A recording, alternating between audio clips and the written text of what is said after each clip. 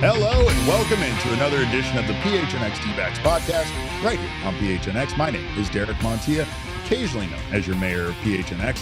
I'm sitting next to this man who I may or may not be artificial intelligence. It's your thunderstick and my vice mayor, Jesse Friedman.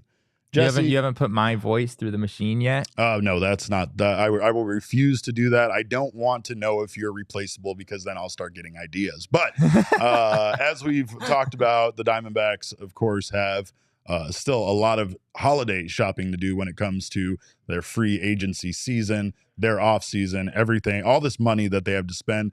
They still have several positional needs. And in looking at some information that Jesse took a deeper dive into, the Diamondbacks might not have as much money as we necessarily thought they were going to have. We've talked about this not insubstantial amount of money that's going to be reinvested back into the team. We've talked about what the payroll could potentially look like. We've even fantasized about throwing money at Yamamoto or Ohtani or some of these other big names on the free agency market. But after the Diamondbacks fell short on Sonny Gray, Nick Piecoro wrote a story that kind of detailed some of their spending, and that's what caused us to go down this path a little bit. Yeah. Nick wrote a story last night just about how starting pitching is still the Diamondbacks' top priority, which certainly makes sense, right? I know that It wasn't the first thing that they addressed. They had this opportunity to go get a third baseman. And as we've discussed, I think it made sense for them to pull the trigger on that deal, even though it is really early in the offseason.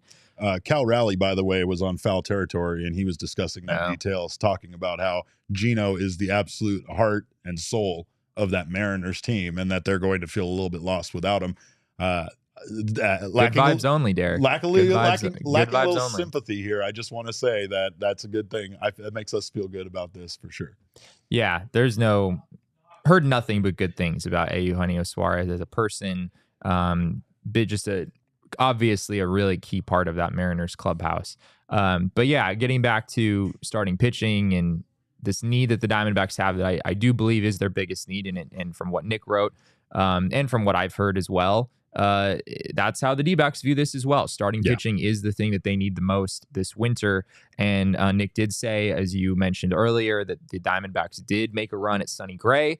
According to this story, of course, that ultimately fell short. He signed with the St. Louis Cardinals for 3 years and $75 million, as we've talked about. But yeah, there's also some stuff in here from Nick about the Diamondbacks payroll situation. Up to this point, people have been very vague, right, about exactly how much the Diamondbacks had to spend this winter. Ken Kendrick, of course, on Burns and Gambo at the beginning of the offseason talked about how there was this economic windfall as a result of the Diamondbacks postseason run, but he didn't get into specifics about how much money that actually was. Nick wrote in here that according to a source, the Diamondbacks, the ultimate payroll that they wind up with could end up in the $130 to $140 million range for next season, which would give them approximately $20 million to spend this winter, which is not a lot of money, Derek. No. It's not a lot of money. No, it's not.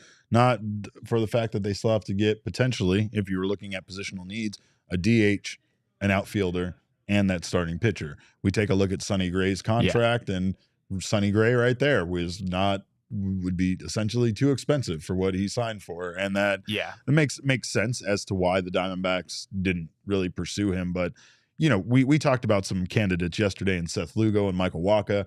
And there are a lot of options out there for the Diamondbacks to go get. Guys that had good stats, guys that were good pitchers. They're just not those big, free agent names. And it's of course we know that the Diamondbacks, had talked about reinvesting in this team and the economic windfall and all that. But I just have to question if they were ever going to go after one of those elite starters in the first place. You know, it's not to say, like we talked about yesterday, that they're not really priced out of the market. But when you start looking at some of these bigger contracts, you know, that I don't know if the Diamondbacks were ever in the race, or when all is said and done for some of these, you know, big name pitchers, if they were ever in the race, considering what they're going to end up with. Right. Yeah. I mean, if you only have $20 million to spend this winter, I mean, like how seriously could you have really been on Sonny Gray? You know, I mean, he signed for $25 million a year. I guess maybe the D-backs were trying to go to 4 years, but a lower average annual value. Maybe they were offering like, I don't know, 470 or something like that. Well, and these aren't hard caps, right? That's true. These are just like ideas that are floating around internally about how much they want to spend. But should someone be available for some sort of reasonable amount, but is maybe a little bit out of their price range, I don't see them not pursuing it.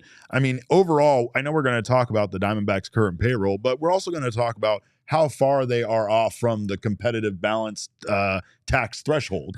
And that's one thing that they could literally double their payroll right now, and they still wouldn't even be close to what the competitive balance tax threshold is. And that's what most of the teams in our division are going to be spending. We've heard about the Giants. The Giants are all in on Ohtani. They're all in on Yamamoto. They're all in on everybody. It sounds they might come in second place on all of them. But they might give it their darndest. They've been known to come in second when it comes to acquiring certain free agents, but they're lucky that they missed out on those guys, right? In some cases, it wasn't the worst thing that the Giants missed out on some of the guys they were going after, but I'm just saying, along with the Padres, along with the Dodgers, we're going to have the Giants making an attempt to get big name free agents and spending probably a lot more money than the Diamondbacks are going to spend. So obviously there's, you know, there has to be like a gray area that they're willing to go into past that 20 million into maybe 25, 30 million, especially if they're planning on fulfilling a DH as well as an outfielder. Yeah. I mean,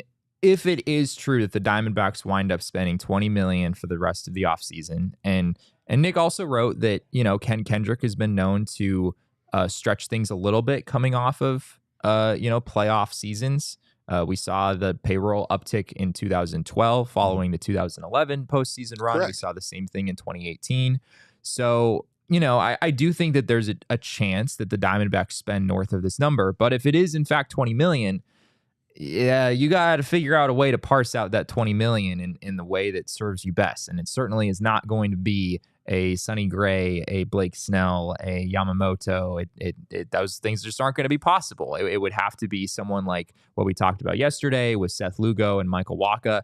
Even those guys would be maybe pushing it. I mean, if you give Seth Lugo $13 million, if you're really only going to spend $20 million the rest of the offseason, that leaves you with $7 million to get a backup catcher, to get an outfielder, to get a DH if that's something that they want to do.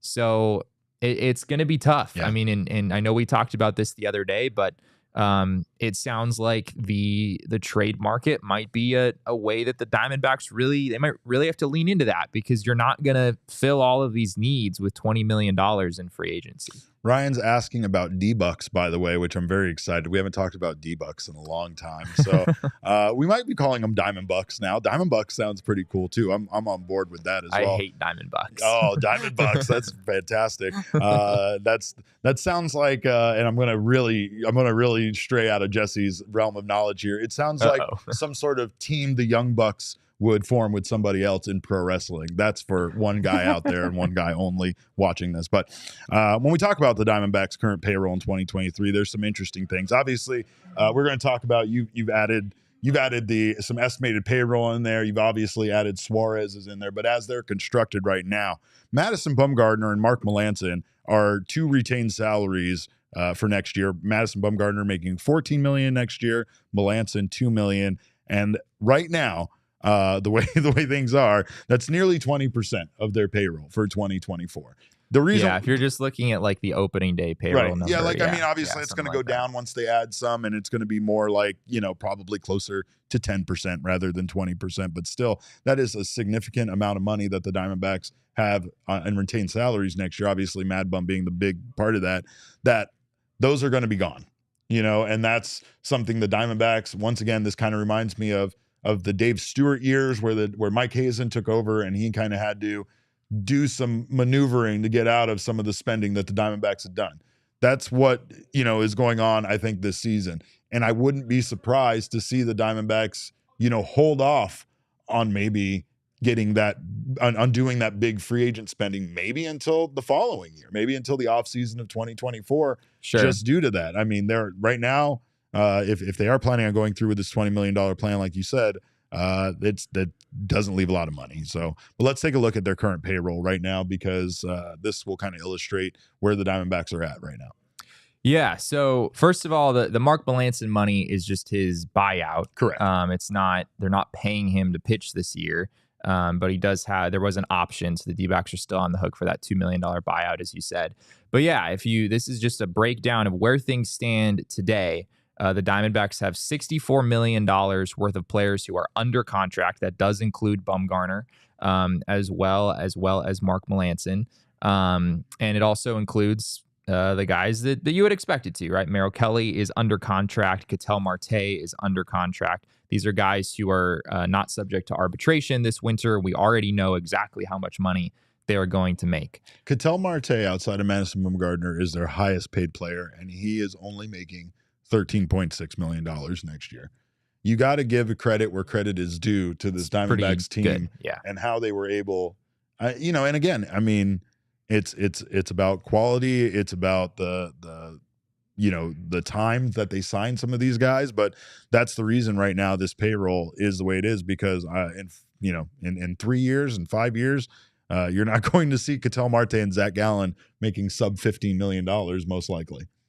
Yeah, arbitration next year for Zach Gallen is going to be interesting, because it's $12 million this year. It might be close to 20 next year. Yeah. I mean, Zach Gallen is going to make a lot of money in his last year of arbitration.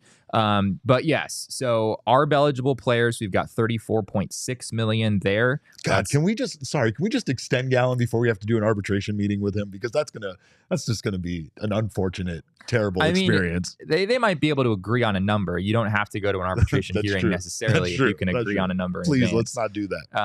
But yeah, I would imagine that might not be something the D-backs would want to do. We'll see what happens this winter with all these arbitration cases. Christian Walker, also arbitration eligible this winter. This is his last year of arbitration. He's estimated to make $11.5 million. Paul Sewald is also in his last year of arbitration. He's estimated to make $6.8. Ryan Thompson, Kevin Ginkel, Joe Mantiply, all those guys are ARB eligible as well. All that comes out to $34.6 million. We are very confident that the D-backs are going to wind up keeping all of those guys. So that money is pretty much set in stone at this point. We've got $9.7 million here for pre-arbitration players. These are guys who are have less than 3 years of service time generally, and are still, still not making a whole lot of money, right around the league minimum, which I believe this year is $740,000, something like that. We got lots of those guys. I think there's 13 of them altogether. And then what you also see here, which is maybe not included in some other payroll numbers that you might have seen, but I think is important to include. This is certainly something the D-backs will be budgeting for. $5.2 million for injured list players, because when a guy goes on the injured list, you still have to pay them, and you also have to pay someone to come in and replace them. That might be a conservative estimate when all is said and done, but $5.2 million there. And then you also pay guys who are on the 40-man roster, but in the minors a little bit more as well. So we have $2.3 million there. It all comes out to $115.7 million as the year-end payroll. This isn't an opening day payroll. That would be lower, because you wouldn't have to include the injured list and all the 40-man money and all that stuff. This is like, what is it going to cost to keep the current team that the Diamondbacks have throughout the entire duration of the 2024 season? They're already at about 115. And it makes sense why, if Nick is reporting that, they're going to wind up between 130 and 140, they would have about $20 million more to spend, give or take, through the rest of the offseason. So maybe they push it. Maybe it winds up a little bit higher than that. We have seen the D-backs spend a little bit bigger at times. We've seen them sign Zach Greinke. But yeah, it's going to be a little bit of a challenge to try to, piece together solutions to everything the Diamondbacks need with $20 million. It's spotrac.com, I think, right? They have their estimated payroll at 94,920,237. That's just without the Probably arbitration. 94 million. 94 million, not 94,000. I'm sorry, 94 million. Boy, they've got a lot to spend. They got plenty of money. But the again, the estimated competitive balance tax space is around 140 million right now, right? And like even taking into consideration the additional 20 million that you said, that's still 120 million before they get close to that competitive balance, tax. And that for me is the problem, is when we are talking about how much the Diamondbacks have to spend. I understand they're not the Padres, they're not the Dodgers, they don't have that kind of money. However, in order to compete with those teams, I feel like there's still a lot of room for them to spend. And I mean, after this playoff run, they have to see how much, winning, especially here in the Valley, means. And if you can continue to put a competitive product out there on the field, people will come, people will watch this team. They filled that stadium. They filled that stadium against the Dodgers during the playoffs. So you can't doubt the Diamondbacks fans to come out. You just need to continue to put a competitive product on the field. You talked about those other years where they had a good season and then they tried to build on it by spending more money next year, and then things didn't work out. It's how they spend the money and not exactly how much they spent. With that being said, they still also need to open up the pocketbook here. I think Michael said it here in the chat, but he said if there were ever an offseason to spend, it's this one, with how many guys are pre-arb still. And that's such a great point. Yeah, this is, I mean, just in general, if ever there was an offseason to spend, like, is it. You're just in the World Series, right? Look how close we are. You've got Zach Gallen and Merrill Kelly under contract for 2 more seasons. Yeah, I mean, the D-backs should absolutely be going for it. And like we've talked about before, I mean, there is the whole TV situation, which I'm sure is having some sort of impact here. The D-backs are increasing payroll, but I have to believe that they would be increasing it more so if it were not for the TV situation and the uncertainties surrounding that. We'll hopefully get some more specifics on that as the offseason goes on. But yeah, I mean, if ever there was a time where you should really be trying to push the chips in and really, really be a good baseball team, this would be the winter to do it. And maybe they wind up going north of that 20 million number, but if they don't, we're really going to be threading the needle trying to meet all of the needs that this team has. I don't know, Jesse. How do you want to see them spend the money? Let's say hypothetically, let's not limit them just to 20 million, but know that we're not jumping to go 30. But like you said, even Seth Lugo and Michael Wacha, those guys are still going to cost you below. And that'd be about 2/3. I mean, maybe you could try to backload it with one of those guys. Like, all right, we'll give you 10 million in the first year. They did that with Bumgarner's deal a little bit. Yeah, maybe it's 10 million in the first year and 16 in the second or something like that. D-backs have some money coming off the books next offseason, as you talked about. But yeah, I mean, if you have $20 million to spend, starting pitching again is your biggest need. So I think you would probably allocate at least half of it to that, right? Yeah. I think it's just necessary. Like, you just can't really solve the starting pitching need with less than $10 million. Maybe by a little bit. One guy that we'll talk about today, you could maybe get for less than $10 million. We're gonna try. It might be doable. I'm excited to talk about him because I love this guy. But if you want Jorge Soler, I mean, that's probably 15 million right there. I was going to say, that's going to take up the majority. You can't get Soler and a starting pitcher with $20 million. I just don't think it's possible. And that goes back to what I said earlier about the trade market and how you might just really have to lean into that this offseason in order to, try to bring in guys and spend some trade capital, bring in guys who maybe will increase the payroll a little bit, but, or maybe in their earlier arbitration years or something and, have a little bit of control left. That might be the direction they have to go here. Michael's so right here. He said, again, if CM Punk can go back to WWE after everything he said about them and the lawsuits, the D-backs can sign Ohtani. I mean, hell did freeze over when it came to CM Punk coming back to WWE. Elise says, this is why the D-backs lose the faith of the fans.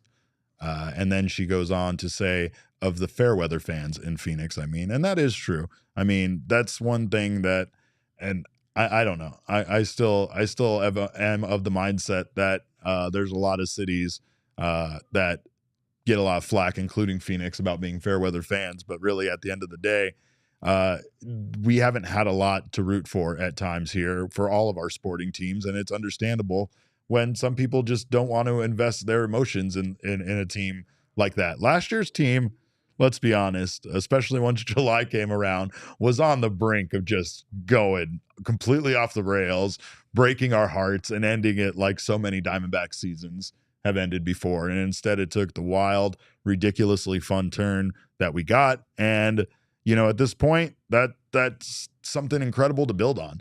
Build on in a positive way. Don't go crazy with it, because at this point, this team isn't a team that just has a few years left to compete. They are set up for a while to be competitive. A big factor of that, though, is getting a starting pitcher, because they know they have two great guys that we have no idea how much longer they're going to be here for in the Valley. And they know that if they sign a guy, it would be great. It would be great to sign, one of these studs to a longer term deal that you can just have that confidence knowing that the Diamondbacks are going to have one starting pitcher here for like 5 years plus, know. But Nick did mention in the story too. He did use the phrase "re-sign Gallon." That did appear in the article. Nick wouldn't just throw those words around. I know Nick. Nick's like you, Jesse. Nick doesn't want to give us false hope. That's my job. My job is to give false hope. Well, I mean, yeah, in context, the way that he said it was not at all. The Diamondbacks are definitely going to extend him. Damn it. It was just to suggest that, maybe as they're thinking about what they want to spend this winter, they might want to be saving something for an investment in Gallon. Yeah. It also mentioned an investment in Gabby Moreno. Of course, that wouldn't cost too much in the early years. Yeah, let's get that done. I think Corbin Carroll this year, in the second year of the deal, is making $3.6 million. So the first few years of a Gabby Moreno extension would still be quite reasonable, but you'd have to factor in the long-term cost of that. So I'm sure that's something that they have in mind as well right now. For sure. It's going to be really tough. This is where Mike Hazen's job is more difficult than the job of a lot of other GMs in this sport. Yeah. You were just in the World Series. I'm sure that the Diamondbacks front office wants to do everything in their power to come back next year and make the playoffs and try to make another run at this thing. And $20 million, I mean, that's tough. And it also, if I'm being totally honest, giving Eugenio Suarez $11 million next year, I still like the move for the D-backs. $15 million next year. Well, we were talking about 2024. I'm talking about 2024. Yeah, sorry. 11 million. I think it's 11.3, including a signing bonus for 2024. It's not a cheap. If in fact they have 20 million more to spend, that means that they gave more than a third of their offseason expenditure to Eugenio Suarez. I'm not saying that's necessarily a bad decision. It's not. But yeah, I still think it probably made the most sense for them. Yeah, third base and starting pitcher were their biggest needs. Yeah. But yeah, I mean, could you have gotten someone really cheap to play third base who maybe wasn't quite as good as Suarez, but gives you a little bit more money to go get, maybe a higher tier of a starting pitcher? I don't know exactly what that looks like. We talked about Justin Turner, but that's not going to necessarily cost you enough for you to not take on Suarez's. Turner can't play third base. That's what I'm saying. Suarez's range at third base is excellent. He's going to be there all the time. He's going to play there. I mean, he'll have probably like 10 days off the season, but he played all 162 games last year. And like I said, Torrey will die before he lets a guy do that in his starting lineup. But we know that we have a solid guy that much like a lot of the positions on this team, it's taken care of. You don't have to think about it. You said backup catcher, and a big part of that backup catcher is because Gabby is your everyday guy now. But catcher is just not a position that you can go with an everyday guy anymore in Major League Baseball. You got to give him rest, and especially Gabby. Gabby's got to still have some time to to recover from that rigorous position. They really beat his ass. They beat him up, and they beat him up all postseason long. I hated it. And they basically started him every game for the last 2 weeks of the regular season, and then he played an entire month in the playoffs, starting every game. And then he gets like 2 nights of sleep before he has to be back training for next season, is what I feel like. Right, This is not a short off season for the Snakes. But don't you think that Hazen would leverage in his contract negotiation to get more than $20 million to spend this offseason? Like in his contract? Yeah, like when Hazen was extended? Logically, I just would think that he would want to go into that being like, I know that I have more money to spend to build a winner here. It's too fluid of a situation. There's just too many variables impacting the spending of the organization that you can't really just, put that in your contract and demand that they let you spend more. No, in it's order more for of you a to stay. pre-agreed upon, just kind of like handshake deal type of thing. There could be something but like why that. wouldn't he then go to the Red Sox, who apparently want to sign Ohtani and stuff, if that was truly an option that was on the table? I mean, the Red Sox haven't necessarily spent a ton of money lately either. But yeah, it's a fair point, and that's a big part of why people were wondering if Mike Hazen would want to go to the Red Sox, because you're going to just have a lot more money to spend there. At the same time, it's also a hellish division to play in. I mean, the NL West is pretty brutal too. But the expectations are lower here. If you go to Boston and you fail, you're not going to maintain your job.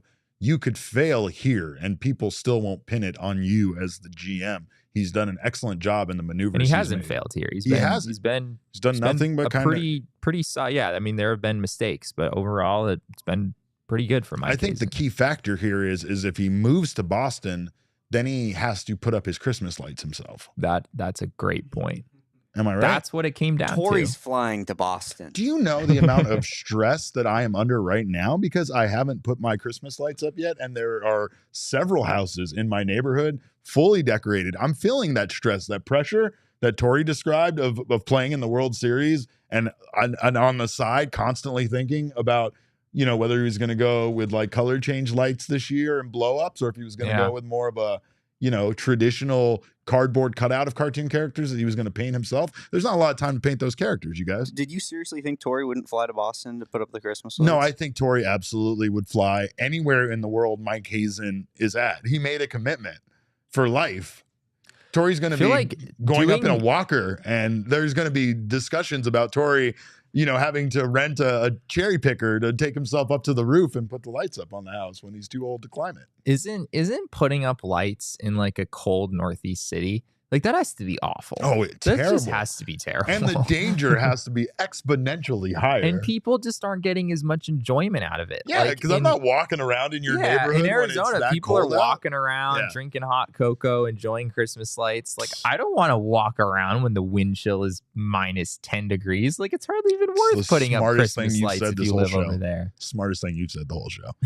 Well, we appreciate you guys being here right now on the PHNX Sports YouTube channel. Of course, if you haven't subscribed to the channel yet, make sure to do so. Leave us a like, drop us a like. Gabby, he's busy on his off season, but he'll stop by and tell you to drop a like.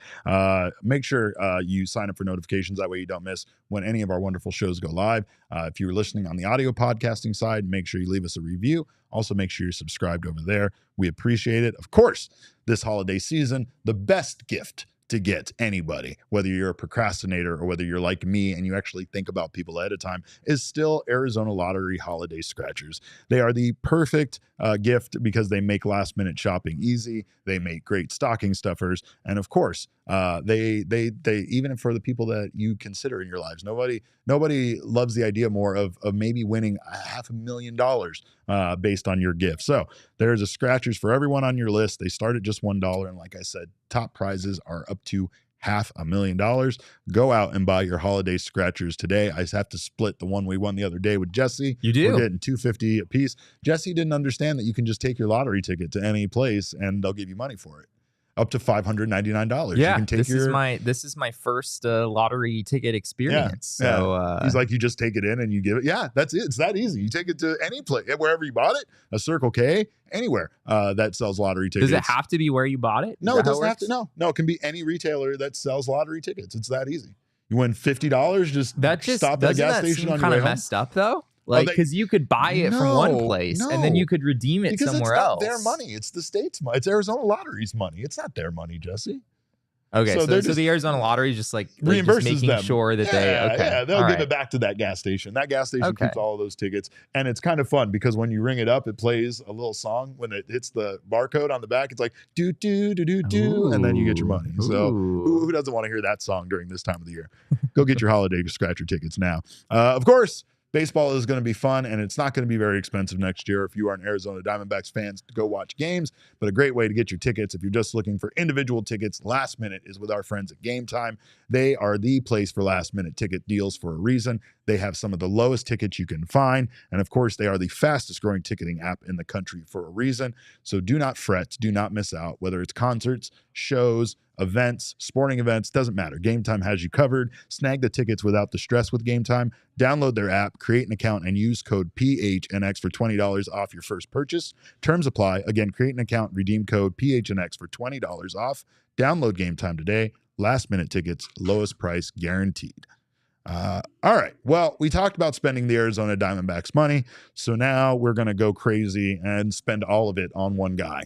Most likely, because that's probably what it's going to take. But we do have some starting pitchers here that we want to take a look at as potential free agent targets for the Snakes. And the first one is potentially one of my favorites, and that's Marcus Stroman, we'll say this for now, former Chicago Cubs starting pitcher. And let's take a look at his numbers from this season, because Stroman was, once again, another Cy Young candidate that, much like Zach Gallen, kind of, not going to say fell off, had a little bit of a tougher second half of the season, but still was one of the best pitchers in the National League.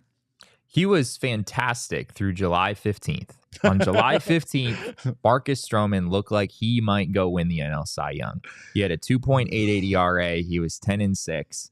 Everyone in Chicago was talking about Marcus Stroman winning the Cy Young Award, and not Justin Steele winning the Cy Young Award. That is correct. Although he was certainly having, a good year in his own right. Yeah, and then as you said, Marcus Stroman's second half was a bit of a mess. Yeah. So he, after July 15th, with those great numbers on July 15th, he had 3 starts after that were absolutely abysmal. He went 10 innings total in 3 starts. He's basically going 3 innings every time. He gave up 17 earned runs on 22 hits in those 3 starts, and ERA up over 15. So those kind of tanked his numbers a little bit. And then it was revealed that he had a hip injury, and he was placed on the injured list. And the initial word was that Marcus Stroman was out for the season. Yeah. We did not expect to see Marcus Stroman for the rest of the year, at which time many Diamondbacks fans, breathed out a collective sigh of relief, because they were very much in contention with the Cubs. The Cubs don't have Marcus Stroman for the rest of the year. That's good news. And then Marcus Stroman comes back and pitches not as a starter, although I think he might have opened a game or 2 for them. Yeah. But he was really pitching. It was 8 innings total. Yeah, 8 innings altogether out of the bullpen. I think this is 3 or 4 appearances. And he wasn't great. He had a 5.63 ERA in those 8 innings. I believe the velo was down a little bit. Didn't look like at all the same pitcher from the first half. And yet at the end of the season, he still turned down, I believe, what was a $20 million, something like that, about a $20 million option that he had with the Cubs. So he still, after that disaster of a second half, was still willing to bet on himself in free agency. And it makes him a really interesting, I don't know what Marcus Stroman is going to get paid. Yeah. I really have no idea. Yeah, no, you're absolutely right. I think that there is something to be said about, the right hip inflammation, right? Pitchers are a creature of habit. It's very difficult to pitch when your mechanics are affected by an injury, by something that's kind of a nagging injury like that. You'd like to believe that was affecting those 3 starts prior. When you have a 15.63 ERA over 3 starts. Yeah, no, I mean, and based on his performance in the first half and overall, I mean, we are talking about a guy that probably, like you said, he did turn down the deal from the Cubs, but he probably lost a considerable amount of money of what he was going to make this offseason with that second half. His overall numbers still pretty damn good. 136.2 innings pitched, 3.95 ERA, a 1.26 whip, 20.7% strikeout, 9% walk rate, and then a 3.58 whip. But those numbers, like you said, a big jump from his 2.88 ERA that he was as of July 15th. Yeah. Now, I still believe, based on that injury, that's the pitcher he was more than he was in the second half. Even coming out of the bullpen, we've talked about it. I've talked about it probably a million times, but let's be honest. It takes a while for you to ramp back up and get back to being who you are as a pitcher whenever you take time off. The biggest problem here is the Cubs were in a battle for a playoff position, and there was probably a sense of urgency to have him back in some form earlier than they were anticipating on him. They actually weren't back. even anticipating him to come back. That's what made it so weird. Is all of a sudden Marcus Stroman shows up and it's like, all right, I guess he could pitch out of the bullpen. I mean, that's the thing is and of course you still didn't know what you were going to get out of him, and you didn't get the best version of him, obviously, but you were desperate. You know what I mean? Like, and if one of your best pitchers is making his way back and is saying that he feels like he can come back and help the team in any capacity, and honestly is willing to accept that role out of the bullpen, right? Like that's kind of a telling, thing about him as a pitcher, that he's willing to do that, because not a lot of starters, especially a guy that's going into, a free agency offseason potentially, is willing to come out of the bullpen and maybe not perform well, which can impact, what he's going to receive.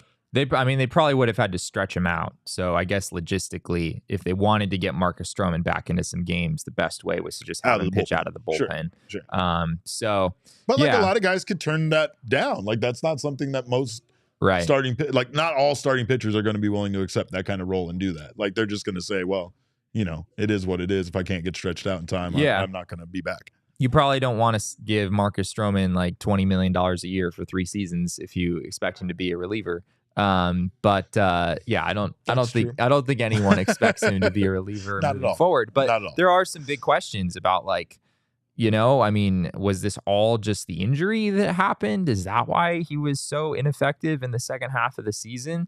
Or, Stroman's 32 years old, right? He's getting up there a little bit. He obviously doesn't have the size that you're typically used to seeing from a right-handed starter. Fangraphs, they're crowdsourcing. They have 3 years, $66 million. That's their estimate for Marcus Stroman, which, yes, I acknowledge that's $22 million a year, which is more than we just said the Diamondbacks had to spend this offseason. It was interesting. In Nick's story, he mentioned Blake Snell and Marcus Stroman. He still mentioned some names as guys, those types of names as guys that it would make sense for the D-backs to pursue. He wasn't necessarily implying that they would be able to land any of those guys. Sure. But with Stroman, I'm skeptical of the 3 years, $66 million, to be totally honest. I think that if you have that disastrous of a second half where you're hurt and just so ineffective, it's hard for me to believe that guy is still going to get $22 million a year for 3 seasons. I think it's possible the Diamondbacks could get him for a little bit less than that. But yes, even so, he would take a significant chunk of what you had to spend this offseason, no matter what. So, maybe there's a way to backload it somehow, like we said earlier. But Stroman is about the highest tier of starting pitcher that I could possibly imagine the Diamondbacks landing, given what we now know about their spending. Their spending, for sure. Yeah. And even then, he might still cost too much and might not be worth the investment risk at this point. Yeah. Another guy that we are very familiar with and could maybe make some more sense financially is none other than former Arizona Diamondback Wade Miley, the 37-year-old GOAT himself. Wade Miley was on the Milwaukee Brewers and had himself a fairly decent season up there in Milwaukee. Let's take a look at his numbers this year. He pitched 120 and a third innings.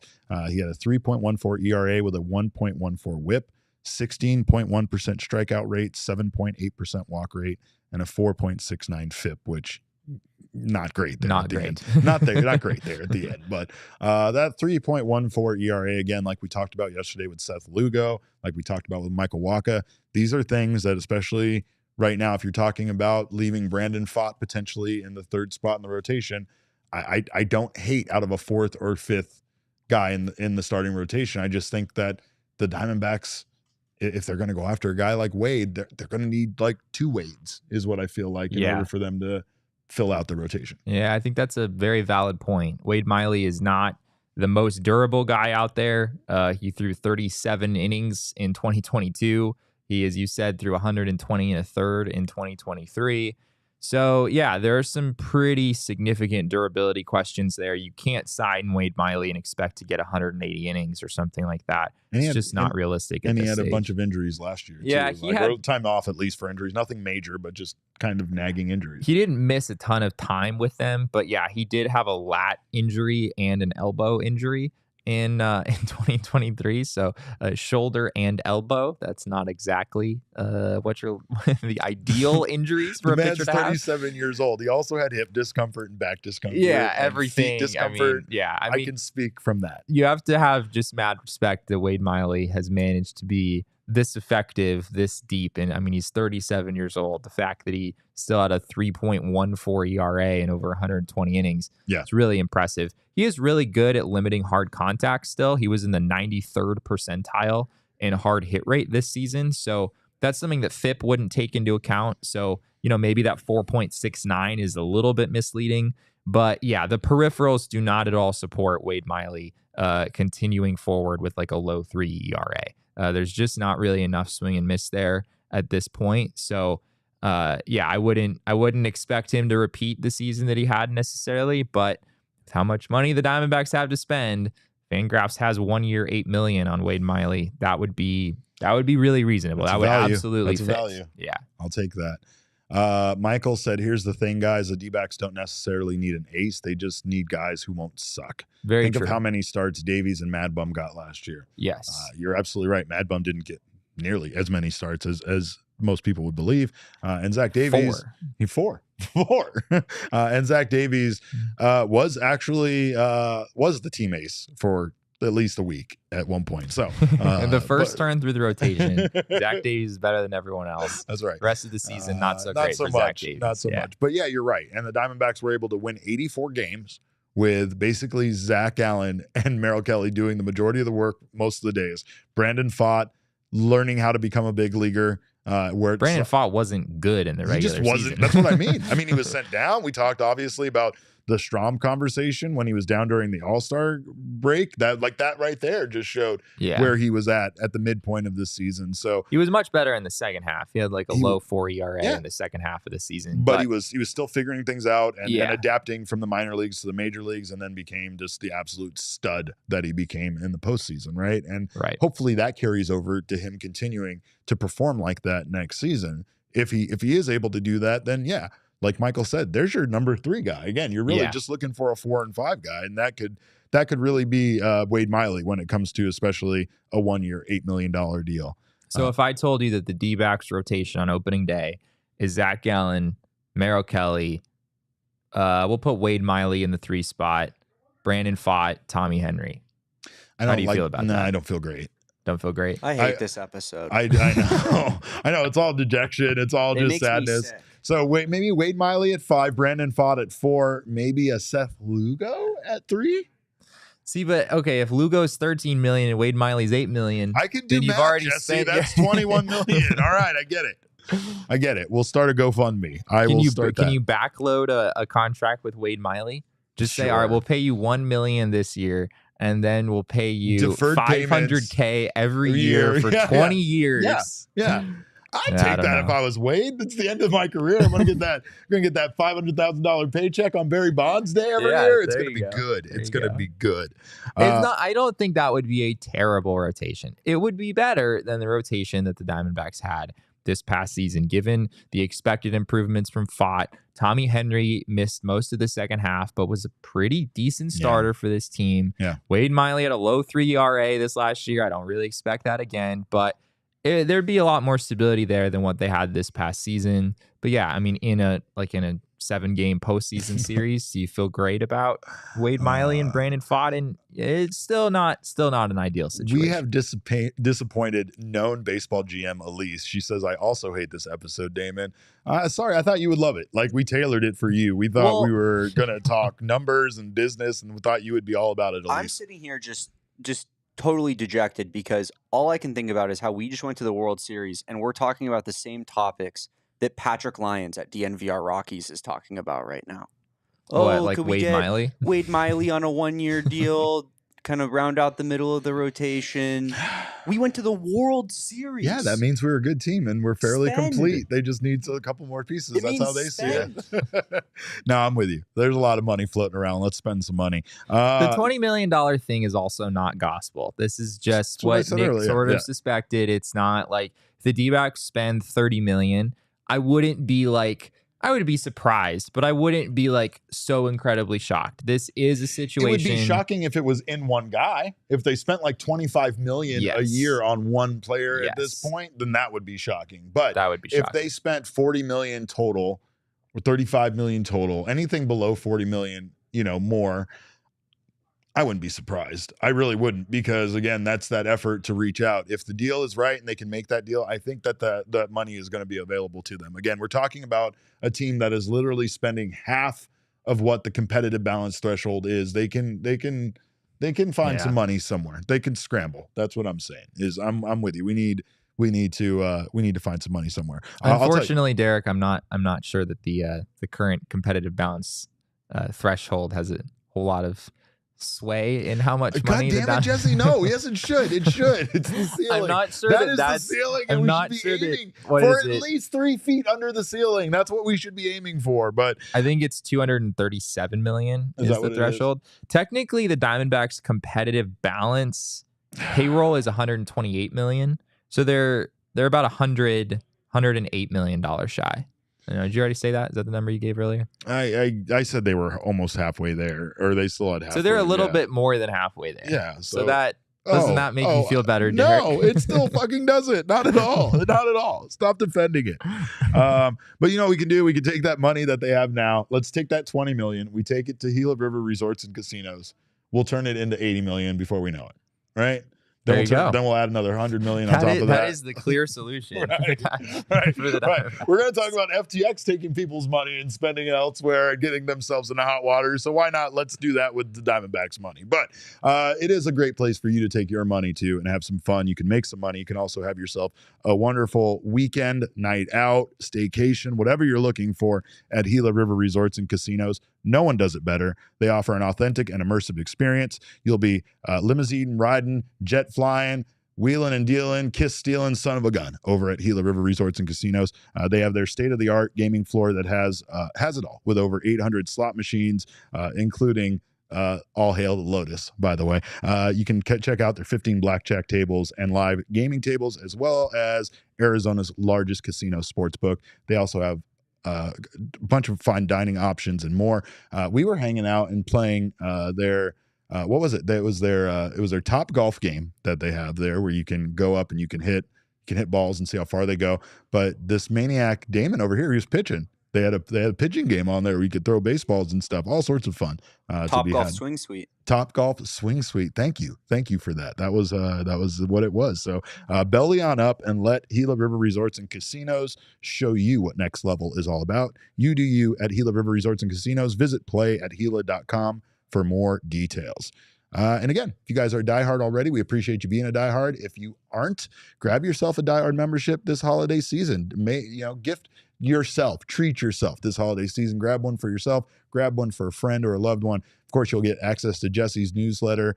You'll get access to our members-only Discord lounge. You'll get a free piece of merchandise from the PHNX locker and so much more, including discounts with our partners. So sign up today, get that box sent out to you, and make your holidays even brighter.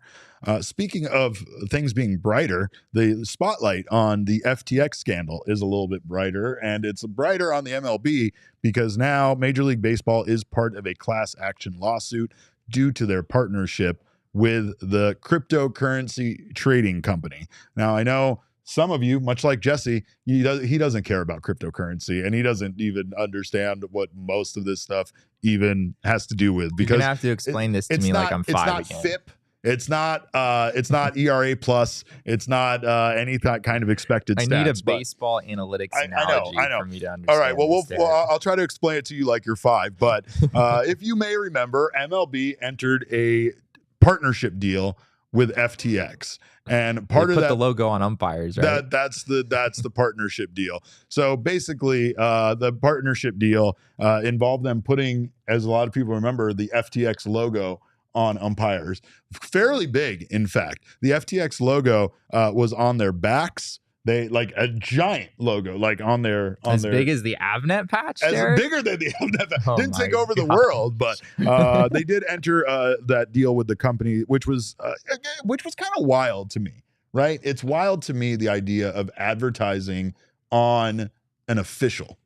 right? Like, I don't know if you see that in any sport. Yeah. Max, you wouldn't think Max that is here. Max is our official advertising guy. Max, would you step in here really fast? Because I just wanted to get your take on this. Maybe you can speak into my microphone.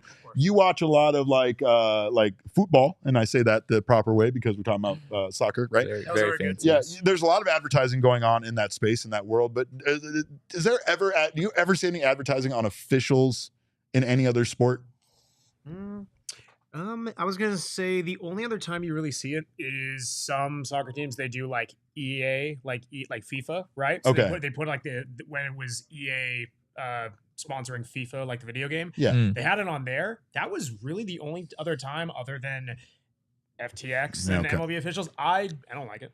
Okay. I don't like that. Thank you. Yeah. I appreciate your take on that. And I think the reason why is like, yeah, even with the EA thing, that's a video game. That's kind of innocent. Like, I mean, it's not a cryptocurrency trading company. And I just feel like in general, having advertising on your officials just back then kind of rubbed me the wrong way. It just, at first I didn't even know what it was, much like you. I thought it was maybe like, I thought it had something to do with some sort of Major League Baseball analytics or something like that, like some sort of, company that they were using for like the breakdown of the strike zone or something more involved with the game. And then you come to find out that it's this company. And it's just weird, there's a lot of lines we talk about advertising on players, on teams, ballparks, obviously, something we're all used to, but putting so FTX no longer exists? So back to the thing. Yeah. So FTX does not exist because they were involved in a scandal. The scandal was basically involving reinvesting the money that people were putting into that company into another company they created. And their company essentially was a cryptocurrency trading company, which is like a cryptocurrency bank or like a stock trading company, right? And in those situations, whether you're talking about a stock trading company or a bank, if you panic or if you have a moment where you need to decide to sell all of your stocks or pull all of your money out, those funds are typically available to you and have to be based on regulatory agencies demanding that those companies, those entities have those funds available to pay you out. So when people found out FTX was reinvesting their money without their knowledge into another company they had opened, they understandably got upset, got a little panicked, went to pull their money out and discovered that this money was no longer available. And so we're not talking. Was that other company called Diamond Sports Group? Zing! No, it was not, but it might as well have been. But like FTX investors are furious because we're not talking about thousands of dollars lost. We're talking about billions of dollars lost, right?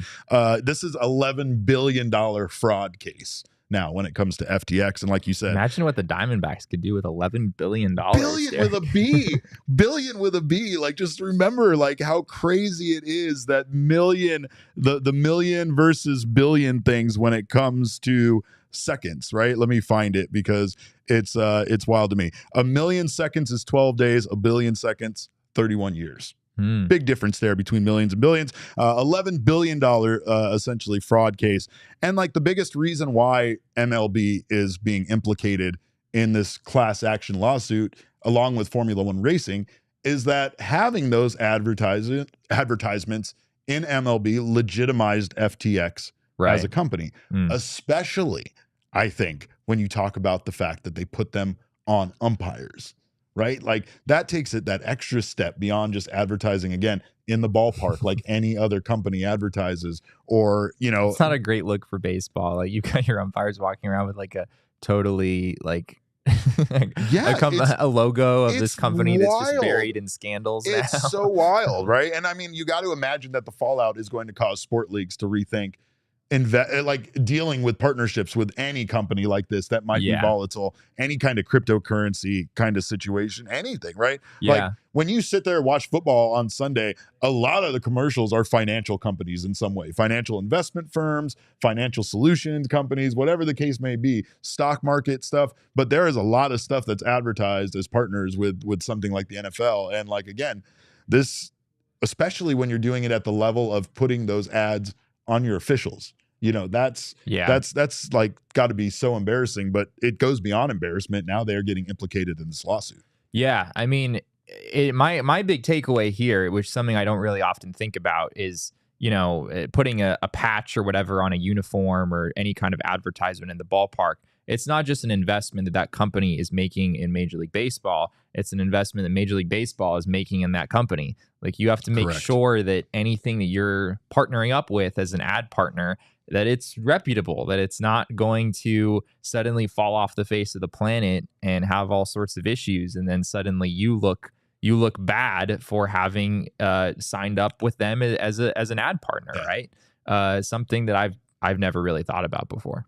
Well, and I mean, even here, right? Like, we have a lot of advertising partners, and again, Max is still in here. You know, he can hear me, so I'm going to say nice things about him. But the one thing that's beautiful here is that we do work with local companies that are trusted. They're companies that have been around for a number of years, but they're also companies that kind of go with what we do, right? And like, when it comes to when you get to the level of these sporting, you know, organizations and these teams and the leagues, like, it kind of gets out of control because the spending is so crazy that you're not having, you know, a little local beer company advertise with you anymore. It has to be one of the biggest beer companies on the planet. You're not having, you know, a little local thing because you're generating so much revenue that the only companies that can advertise with you are the companies that are making millions and millions of dollars. And like, it just gets you into a situation where the partnerships are based on money, and whoever is willing to pay that amount, you're willing to partner with them and not really think about the consequences of if that company is reputable or if that company is someone that you really want your league associated with, especially in this capacity. Something I learned today when researching this, I had no idea. Minute Maid Park was apparently once known as Enron Field. Yes, it was. Yes, which it was. I was like an infant when this happened. I think it was like 1999 or something. Oh man! But yeah, and then after selling their naming rights to Enron, Minute Maid, or the Houston Astros, of course, had to go and get their naming rights back. They couldn't have Enron being the name of their facility after everything was exposed. And so I think they paid, I read it was like $2.3 million just to be rid of Enron as their naming rights partner, which absolutely blows my mind. I guess the D-backs are safe. Like, Chase Bank is, I mean, I don't know, maybe Chase Bank is not necessarily the, I guess maybe there's some controversy there as well, but they've been around for a bazillion years. So I don't know. We based our mascot's name on the fact that the company was once called Bank One. Let's not forget that. True. Okay. So there's a lot of stuff there, but I mean, like you said, though, it goes the other way too. It goes with when it comes to those companies like investing in players, right? That players go through scandals, and they had deals with Nike and all this other stuff. And that's when you see those sponsors all drop off. I think the one thing here is that at the end of the day, most people don't really blame MLB for FTX, you know, and its failures. But there are investors in FTX that believe that they were, you know, that this company was validated by the partnership with MLB. And I think they might have a case on their hands. So again, I think this is going to be interesting on how it impacts the business of sports going forward, especially when it comes to like cryptocurrency finance and things like that are still kind of brand new to us without really knowing what they're getting themselves into. I mean, all of those cryptocurrency commercials have gone away, but my God, it was every commercial there for a little while during, you know, a lot of sporting events and things. So it's just a fast-paced kind of changing situation, but we'll see what happens when it comes to that class action lawsuit in MLB. I will say this. If you need to refill after all of that talk about money, great place to do that is Circle K, because you'll save yourself some money, and you also get yourself filled up for cheaper than you will anywhere else. You can join their Inner Circle program for free by downloading the Circle K app today. Terms and conditions apply at participating locations. Visit CircleK.com for details. But if you join their Inner Circle program, you will save yourself 25 cents per gallon on your first 5 fill-ups. You'll also save 3 cents per gallon every day after that. And you'll get a bevy of free things from the fine folks at Circle K. They sent me an email today. What was it for? They said, do you want a free roller grill item or do you want a free pizza slice? Look at that. I was like, wow, that's the greatest email I've ever received in my life. It's not BOGO. It's none of that. It's just stop on in, Jesse. Get yourself a free roller grill item. Let's go. You also get buy 5, get the 6th one free on a selection of Circle K products, including pizza, coffee, and ice cold fountain drinks. So check out Circle K today. Stop in. And of course, it is America's Thirst Stop. Another great partner of ours, again, that will not be embroiled in scandal at all, because they make delicious sliced bread. And that's as innocent and wholesome as you can get. But it's not just regular bread, because bread sometimes isn't so great for you. They make sliced breads, buns, and tortillas that are available and can basically be personalized for whatever dietary restrictions or any kind of personal health goals that you might have for yourself. You may not be counting carbs, but you may be looking to get more fiber or protein in your diet. And Hero Bread makes a version of their bread that's specifically for you. They have high fiber or ultra low net carbs available. They have fewer calories than the national leading brand. And of course, they just have low carb options that fit your lifestyle or your dietary constraints. And again, I love bread. And the one thing I hate is how bad bread can be for you. Founder Cole Glass baked 100 muffins per day before he found the perfect blend that fits allergy constraints. That's what he pushed to start Hero Bread. Right now, you can check out their bread and whatever, of course, dietary constraints you have or whatever you're looking for to fit your lifestyle at Amazon or at hero.co. Right now, Hero Bread is offering 10% off their first order.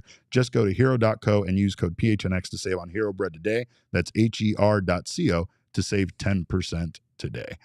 And, I also am very stressed out, like I said earlier, during the holiday season. A great way that I relax is with Wink Seltzer, which provides you with just a wink of THC, and that's at WYNK. And of course, this holiday season, again, it can be stressful. These holidays can stress you out. You might have a lot of functions with the family, might have other things, and the perfect THC CBD balance is available from Wink. It's balanced, it's light, and it's social. It also has 0 calories, 0 sugar, and no alcohol. So if you're looking for an alternative for any of those things, check out Wink. It tastes like your favorite refreshing flavored seltzer, and it's available now in either in a 2.5 milligram or 5 milligram can. You can find Wink right here in Arizona. Look for Wink at all Sunday Good dispensaries in the Valley and Botanica dispensaries in Tucson.